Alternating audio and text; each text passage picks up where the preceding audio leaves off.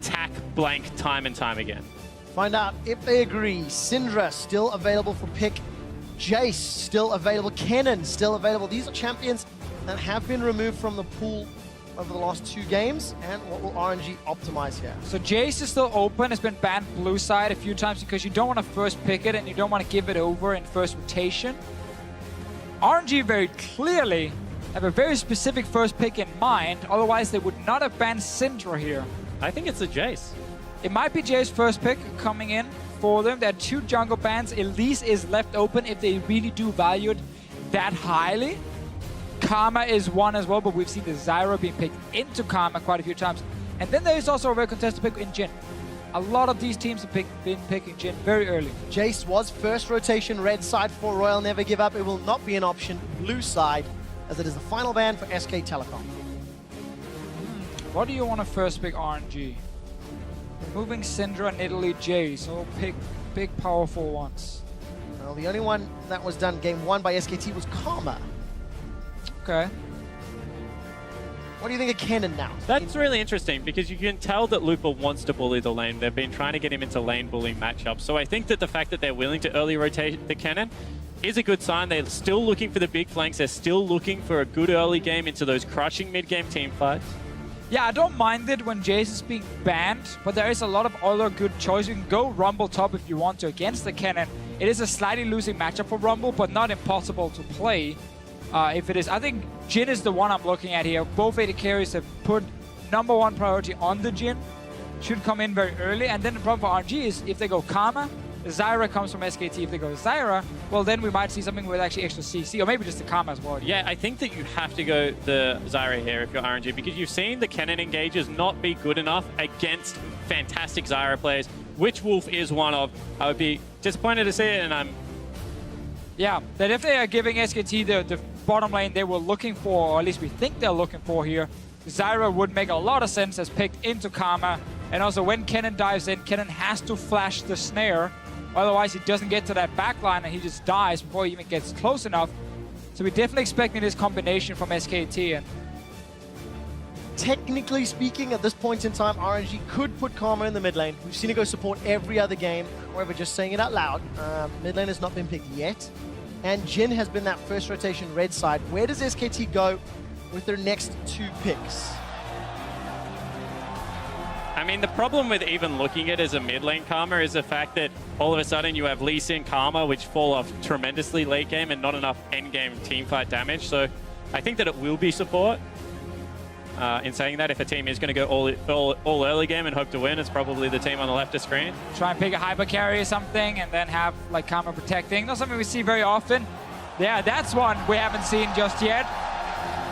Zhao, who used it to beat TSM and get to the quarterfinal. Problem is, Faker hasn't shown his pick yet. Obviously, Syndra is being removed, which is the worst one to deal with as Aurelion Sol. You can actually lane against almost anything else, because you just want to push your lane. You don't need to trade specifically. So I like that we see it here. Later on, would obviously have loved an Alistar to back it up. That's what I'm looking at now. I'm like, why do you have to play a laning support if you are going to your Aurelion Sol? Because you know that he is looking to get down there regardless. We have seen SKT play against Aurelion Sol. I believe it was the Flash Wolves that picked it up against him, was able to play the side lanes incredibly well, catch Faker out when he was trying to clean up farm, with big ganks coming out of Maple on the Aurelion Sol through the lane this time around.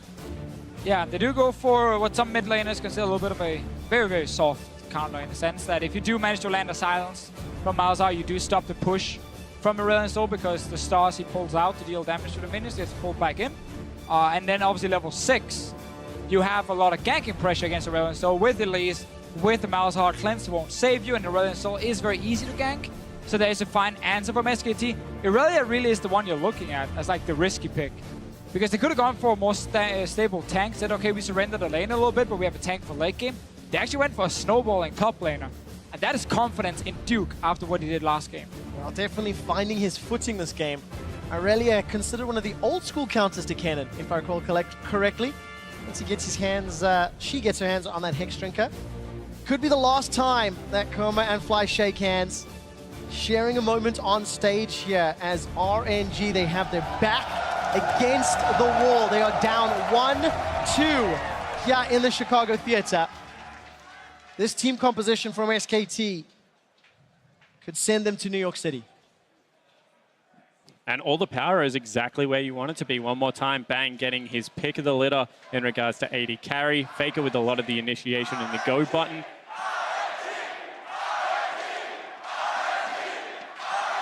I think the crowd wants to hear Silver Scrapes. The crowd wants Royal Never Give Up to even the series. But that means they have to take down the behemoth that is SK Telecom. It also means they need to stop making stupid mistakes in the early game. Pointing it out, huh, Spawn? There it is, calling out RNG in the early game, but I definitely do agree because it's been a bit of a mess, especially from MLXG. He's on Lee Sin again. Time to get some revenge for him. I actually think RNG's draft is much better now than it was last game. We see the same bot lane 2v2. We see the Aurelion Soul now. Kennen is such a good top laner as well.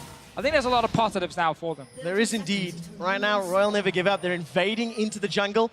Over on Riot Games 2, it is a Fog of War stream, but from the position of RNG, it could be the Nightmare stream. It could be a nightmare because Uzi's in trouble. Uzi's going to get face to face with Faker. Malefic Visions is ticking down. 300 hit points, flash and heal.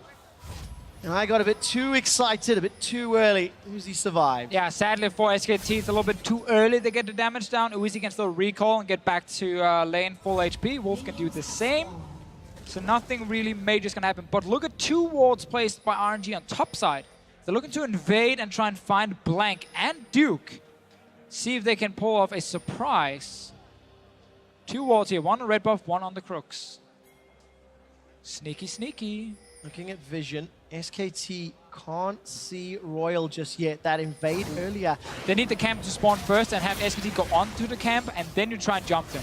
Oh, this could make or break it. This could make or break it. Sonic Wave doesn't find a target. Blank's continuing to back away. Krugs are going to reset. Sonic Wave this time finds Duke. And Looper and MLXG, all they do is zone away the duo of SKT. And that's really interesting because Elise without a leash actually jungles one of the healthiest in the game. So the fact that that went awry is bad news. Oh, big damage. Once again, Jin Zyra versus Ezreal Karma. It's a lane matchup we've seen multiple times today. Same one every single game. They keep swapping. Blank will get his first camp. MLXG already killed the Grump, so he's slightly faster on first clear. Good idea to stop that Elise very, very early on. Uzi now needs to just keep landing the poke. He's missing a few of the very easy Mystic shots. And Uzi's the man that I'm looking at this game to step up. This is the man that joined Royal Never Give Up after MSI, who was meant to take RNG to the promised land. You know, take them all the way. I mean, if you have confidence in any 2 players historically, Uzi and Mata, pairing them together should be a recipe for success and disaster for everyone else. And he is due an Uzi game. I mean, 1 in every 3 we say. Last 2 has definitely not been Uzi games. We know he has a good start here. We've seen it every game. Ezreal Karma pushing early. Aurelion Soul will also push in Malzahar very early on, meaning you can look to try and contest enemy buffs, but in this situation, MLXG is not here. He's on his own red buff. That means blue buff will go over to SKT, and more trading in bottom lane. Well, more trading indeed. Exhaust goes down onto Bang. Minion blocks at least one of those Mystic shots. So Exhaust missing for Mata. We jump up into the top lane. Lightning rush away for Looper. A lot of minions, so Duke realized he doesn't want that fight. And you just have 3 pushing lanes for RNG very early. SKT wants to complete like 1 full item, or at least get very close to the 1 full item before they really want to start taking over. Whoa, that's a lot of damage! Wolf is in trouble! Summoner heal's already been used! A flash from Uzi! First blood! Uzi and Royal! And Uzi and Mata come up huge. You said that they had to be able to execute on the knife's edge. They pick up first blood. Using the power of Ezreal Karma and the early levels, and this really is one of the beautiful things about this meta without any lane swaps. You get to see that 2v2 laning again and again and again between some of the absolute best players in the world. Let's see what happens. Everyone has summoners except for Mata without exhaust. Will take so much damage, and then the flash when it's already too late. Once that last auto already hit him, Uzi could just follow with his flash and finish him off. The gigantic target in the bottom lane. Uzi and Mata missing their flashes. Wolf, no flash either. And Xiaohu hoping to become Xiaohu on this Ace Soul. Looper's going to be able to dash away. Equilibrium strike Not going to get channeled because I think Duke was stunned up, in fact. And he comes away worse for wear in the trade. And actually good mirroring from MLXG this time. He read the gank. He actually gives some top lane security. Was able to come through lane if anything really did go awry there. And with a pushing mid lane, they really don't have to worry about this Aurelion Sol anymore. Xiaohu should be completely fine. He's already got his first back end. They're giving him over a blue buff. This should be a nullified lane if I've ever seen one into a lot of side lane control. Moving already to top lane, MLXG prepped this gank by putting down an early pick ward, so he knows it's not warded in the river by Duke. In the end, they have to go back though, and we get to see Aurelion Sol win the lane early. Again, Malzahar is by no means like a counter pick to Aurelion Sol. It's just the silence really you have against, and then later you have that ulti to set up a gank and keep Aurelion Sol in place. But Aurelion Sol will always be able to push early and get the advantage. It's the second time we've seen Xiaohu leave that lane. Not really finding anything. Got himself that Dark Seal. Will be trading with Faker. Neither of them have their ultimates just yet. Star Surge connects onto Faker, but actually Malefic Visions plus those Voidlings means Xiaohu loses the trade. He's now got access to Voice of Light. Good chunk onto Wolf. But I think he got the ward there and has managed to back out.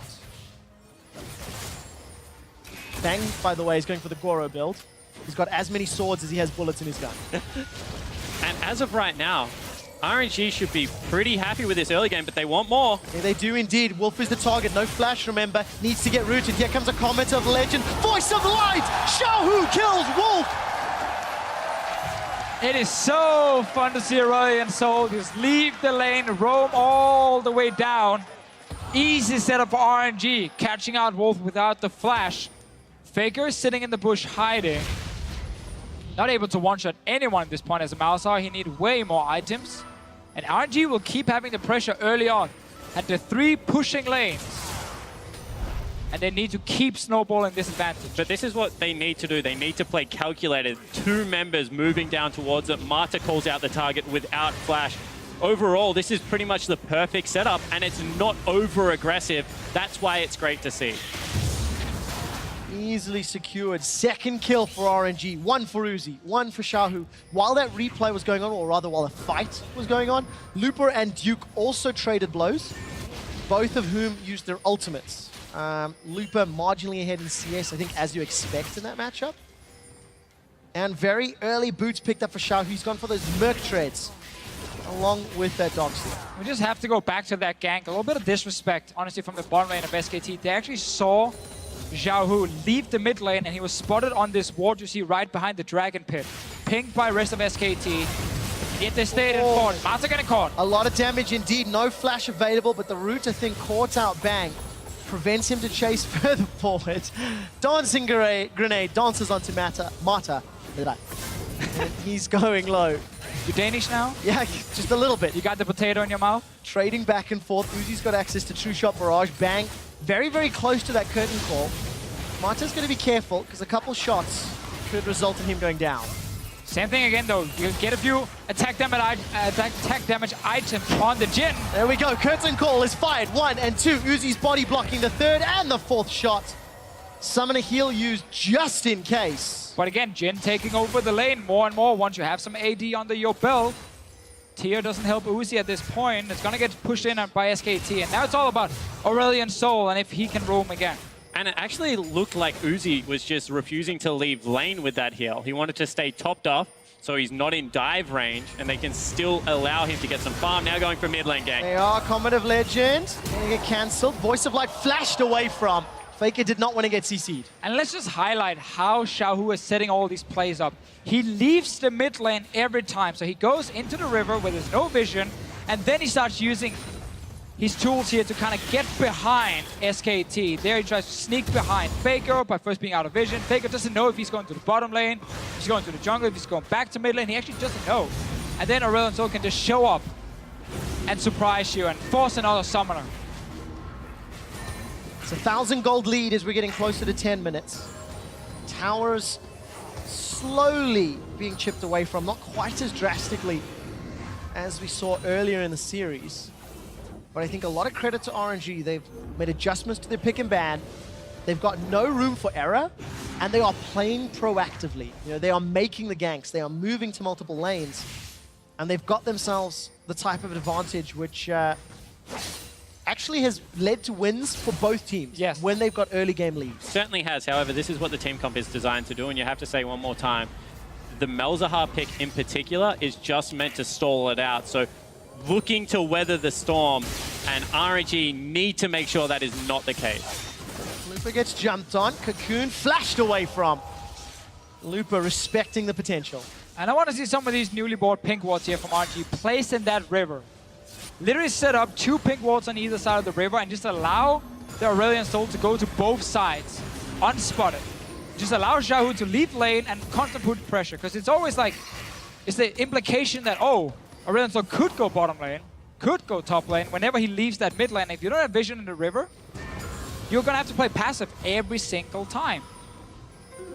So I want to see these pink walls being placed, at least in the river, a bit aggressively, and actually set up more roams, because you want to keep playing aggressive as RNG, you want to keep setting up tower dives. And that's the whole point of the composition. You have a look at the Lee Sin, you have a look at the Aurelion Soul, and the fact that bottom lane is playing up and continuing to burn flashes. You want to move into the river enough times that you can pull the trigger on that big play, get the first blood turret gold again, as you did in game number 1, and open up that map.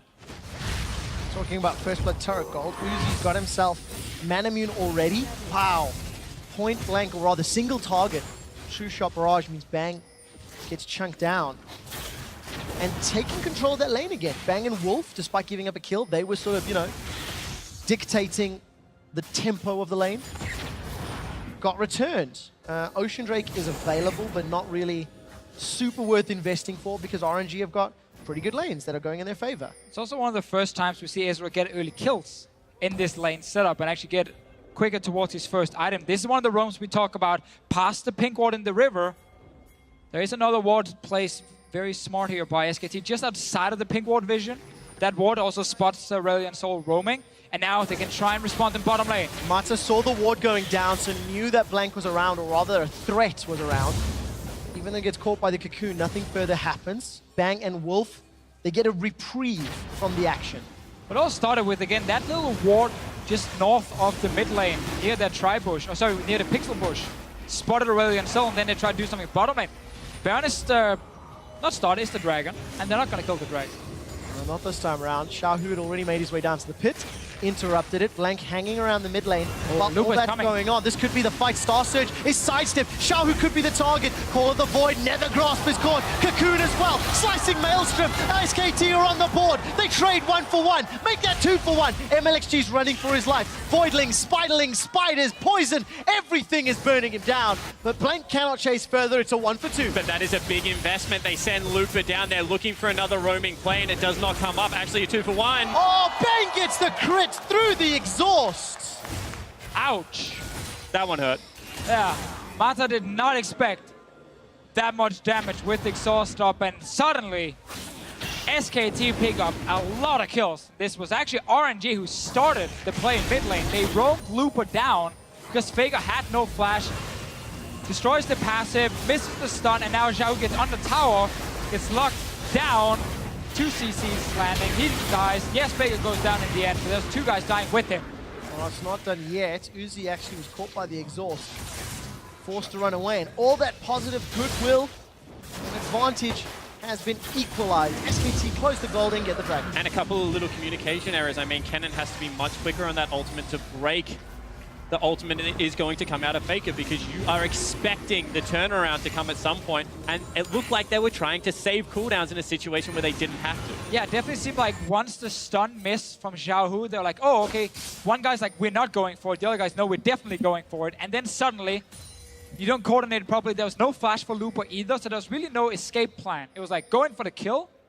Once you miss the stun, are we still going for it? And can we actually get the kill and get out? Clearly not. That means that RNG give up more kills where they didn't need to. MLXG snuck his way up into this top lane. Blank is going to be a little bit late, jumping into the middle. Stun does connect onto Faker. Celestial Expansion burning him down. Voice of Light. Celestial Expansion. Nethergrass locks down Xiaohu. Here comes Wolf. No flash available. Malefic Visions is burning away. Faker and Xiaohu escape with their lives. And this is the difference between the two teams. They didn't know where the Lee Sin is, so they don't go for the play. Now maybe onto Looper. Looper's in trouble. Cocoon, but he gets off the Slicing Maelstrom. There's so much damage. Belt forward. MLXG. He's still alive. Oh my God! What on earth was that? And they tapped him on the shoulder, and MLXG has come to this fourth game to play. He comes up huge. That was so huge. Everything looked terrible. Looper would have died. We have to see a replay. The spicy hot pot shows up, gets the kill, gets tower first blood as well. These are the kind of plays that can win you a game because that looked so risky at first. Let's see it again. Duke and Blank together. Jump onto Looper, gets the stun, follow Cocoon, it's a lot of damage, and he's so low now. But then look at the kick. MLXG just repositions, gets the kick off, and then safeguards Looper right after and keeps him alive. Unbelievable. We said 5 million hours ago, some of the best individual players are on the side of RNG and in this entire matchup. And the decision-making to reposition for the kick, MLXG breathes another breath of life into RNG. And I mean, that's just an instinctive play that you have to come up huge because otherwise your team is going to go down. And he's able to do it.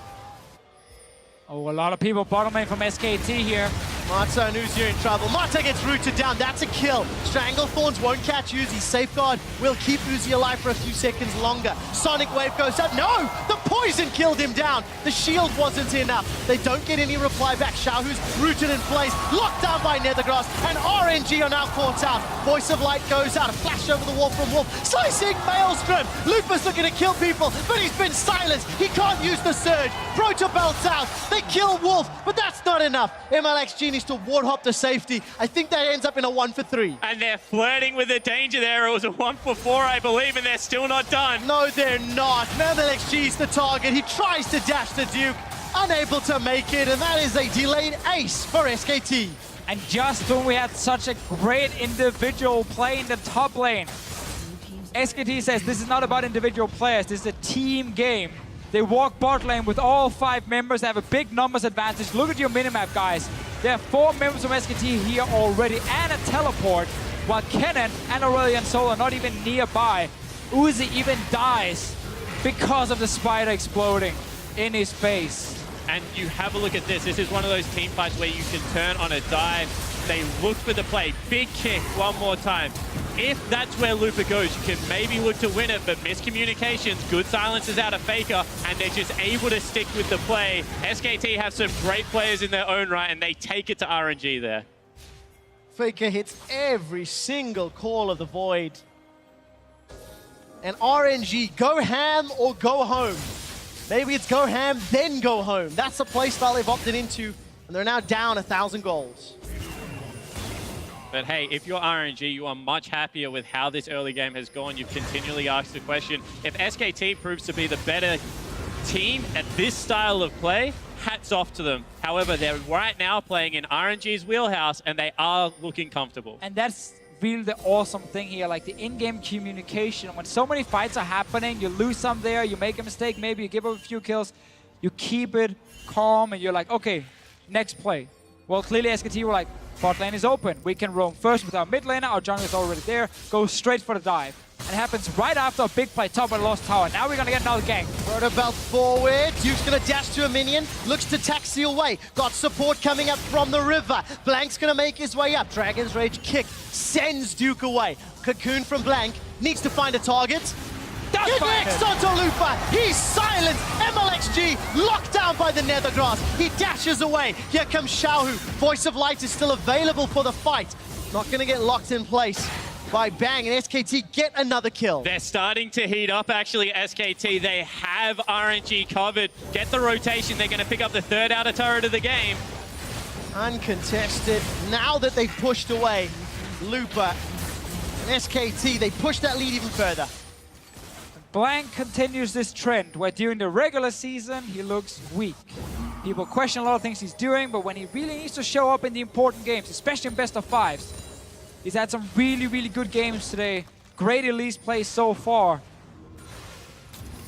And he's looking for more, sneaking after the dragon. They're actually going to continue the pursuit. This is where you know they can start looking towards stacking up those dragons again. But they keep getting Oceans and Cloud Drakes. Everything's the same when you get the Elder, right? That doesn't matter. They've already shown what they can do with 4.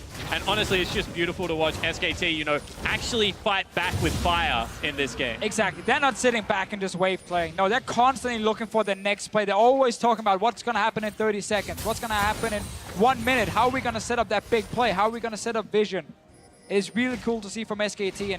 And now you also have a much better composition at taking Baron compared to the poke comp they had earlier today. Because Malzahar puts up like 3 or 4 Voidlings. They tank the Baron for you. And you can burn that down even without a Mountain Drake. Malzahar, Zyra. This is one of the quickest Baron taking teams you can like put together. Elise as well, why not?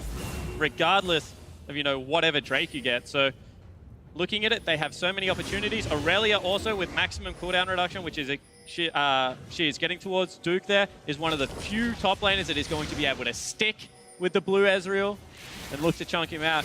Everything in the mid-game team fight looks to be in SKT's favor.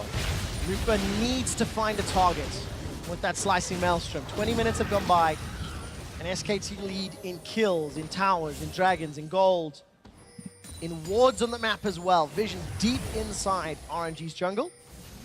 And it feels like Uzi just keeps throwing out those true shot barrages for scouting missions over and over again. If you hit that slow point of the game now, where all outer turrets are gone, no dragon is alive, and it's only Baron, but we're 21 minutes in, so going for that Baron is fairly risky. So this is definitely where it's okay to give it a few minutes if you're SKT. Start setting up vision and look for picks, like they're doing here. Into the curtain call, every single shot connects! Bangs on a killing spree. And that's just the best you can hope for, because SKT were getting into that jungle to set up wards. If you then find the enemy jungler as well, take the free kill. You deserve it. And this is where now SKT can start baiting in the river. Oh, another cocoon. Shahu is silenced. He's rooted. Uses the QSS, which he's purchased already, and backs away. Not on cooldown though, or is on cooldown. So Faker, once he gets that Netherdoss back up, could look to lock him down. While all this is going on, Lupa and Duke, they're going toe-to-toe down bottom. And look at the threat out of this team comp now, because they have the winning split pusher. That unlocks Baron. They have the damage and the ability to be able to take it down. No ability left to face check. RNG must know that this is going on, but what do you honestly do? Shot barrage is Come in and stop them.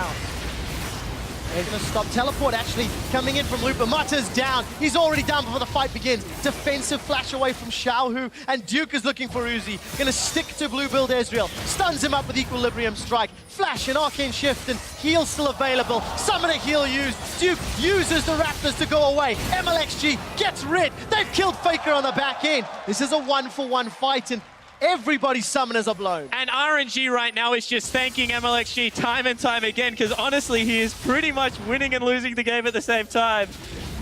To go 1-for-1 here, where... Ooh. That was close. Cocoon and grasping roots. Lupa's looking for more. Stuns up Wolf, forced to Protobelt away. Celestial Expansion's ticking away, ticking away. Blank's getting chunked. He gets away from the Star Surge. Never a pause in this game. There's always some fight going on. My heart can't take it. My voice can't take it. It's already starting to struggle. Right. We can swap in another play-by-play. That works for me. And this is Mata just getting Goomba stopped. Yeah, they want to go in and stop the Baron. You can see the Voidlings and plants are just tanking the Baron. They feel like they have to go in to try and stop it. Can't give away Baron this early on in the game. And because it becomes this mess of a fight now where members are, you know, behind enemy lines, hiding. At camps, Lupa's gonna flash over, surprise Faker, and actually kill him. That's really nicely played, though. For a little split skirmish, 2v2, to come up trumps like that. I mean, we have so many nice skirmishes in this game. This mechanics being tested left and right. SKT opted into the madness of that fight, got pulled across multiple directions, and it ended up going more even than maybe you would have expected. Martin and MLXG, they're looking for a play. They've jumped onto Wolf, flash for flash. True Shot Barrage even thrown across to try and tag him. Now, there's definitely still a big chance for RNG to win team fights, despite being down 4k gold. I think later on it gets even harder in this game. Aurelia and Soul, when it comes to like scaling and late game, really needs to be ahead to be that impactful in team fights. but he is getting towards his Rylai's. Once he gets that one item completed for himself, they can actually look to win some fights, but it's a very short window, and if SKT gets Baron, it might be game over. And the LPL teams do like to talk about Aurelian's Soul's control that he brings to a game. Not necessarily the raw damage output, but the fact that you're always able to stay up in that front line, you have the slow field, and it keeps Uzi safe. So that's what you have to look for. Not necessarily the damage numbers, but if Uzi can hit those skill shots, then they can still look for the late game team fight. And that's what Xiaohu and Uzi have to do. They've got no more room for error. Sonic Wave onto Faker, followed with the resonating strike. The kick comes out. Faker is exhausted. He's going to go down shortly. The damage comes out. It's Marta that secures it, I believe, with the Ignite. Now Xiaohu's running for his life. The exhaust will take him down. Curtain call tags Marta. MLXG on the back end. There goes Duke. Uzi was zoned away. Marta's down. 3 kills for SKT. That was actually a nice setup by MLXG. He managed to tack the Sonic Wave onto Faker, destroyed the passive, then followed it and kicked Faker back because there's no flash on the Malzahar. Problem is, the rest of SKT were already there, and the one guy who was missing, well, that was Duke, and he was busy taking down Uzi. And that means it's actually going to open up the Baron play, the one play that RNG wanted to stall out, did not want to give the opportunity for. Opportunistic, but you have to say that the SKT line. Wait, why are you back? Oh, they're waiting for Faker, they're waiting for Faker. Don't worry, wait for Faker. That's amazing. real shot calling. That's the power of a shot caller right there. That is amazing. 5-man Baron. Well, when you've been the best player in the world for many, many years, you get certain perks, like, hey, don't kill that Baron before I'm alive. It's only 5 seconds. That's a replay from 4. Really good play by MLXG, and Faker tries to ulti the Lee Sin just before he kicks it back. Sadly for him, he's not in time, and he does go down, but the rest of the team can follow. And this is the thing, you see Aurelia on the back end of the team fight looking for the big flank. Uzi's been chunked out, and then Duke just gets reset after reset and is able to dance around everyone as you want to be able to do on Aurelia, and this is what happens when she hits that mid-game spike. She is not yet late game where she begins to fall off. Yeah, that's kind of the important thing. We highlighted earlier how RNG were winning every lane early on, and they were pushing every lane. The problem for RNG was when they gave away 3 kills to SKT, it kind of evened out that advantage. And SKT, once they got out of the laning phase, got 1 or 2 items completed, have just been able to take over the game and win fight after fight. It really got past her early start against the Kennen. Malzahar got to 2 or 3 items, and he's a monster now. And you can just see it is not good enough to win early game versus this team. You have to be able to win multiple stages. You have to be able to close them out and play consistent League of Legends. You can't make mistakes. Get the advantage, keep the advantage, don't hand it back. How on earth do you look to play against SKT? They've played slow, they've played fast, they've played aggressive. And that's just in this series. SK Telecom are moments or minutes away from guaranteeing their flight to New York City and joining another Korean squad in the semi-finals. Bang's flashed away, GLP is used to slow him down. Very good star search, Bang's still alive for a few seconds. Oh! Bang gets one back. They trade 1 for 1. The rest of RNG now have got to peel away. Faker's pushing down in the bottom lane. He gets the tower. And this is the problem when you don't actually get a big advantage for it. When you allow the side lanes to continue to spill over, it just means even though it's a 1 for 1, you're still losing out on overall map pressure. Everywhere. Duke's going to take a tower top. The rest of the team gets a tower middle. And that's number 5 falling over. Duke makes it number 6. There are no outer turrets remaining. And once again, you just have to look at SKT and honestly be scared for everyone else right now, because you give them anything and they are the masters at punishing. They are indeed. MLXG's looking for Faker, gets the kick backwards. Uzi's getting the damage. Very good call of the void. That silences everybody. Slicing Maelstrom just for Duke. He moves towards Faker, gets the stun, but it's MLXG that's down. Duke is running amok. Uzi's running out of mana, and Lupa goes down. Xiaohu, Uzi, and Mata left standing against 5 members of SKT. RNG's trying again to look for the fights. They're trying to fight their way back in this game, but sadly for them, SKT is simply outplaying them and have a massive advantage at this point. Every single member is ahead in gold.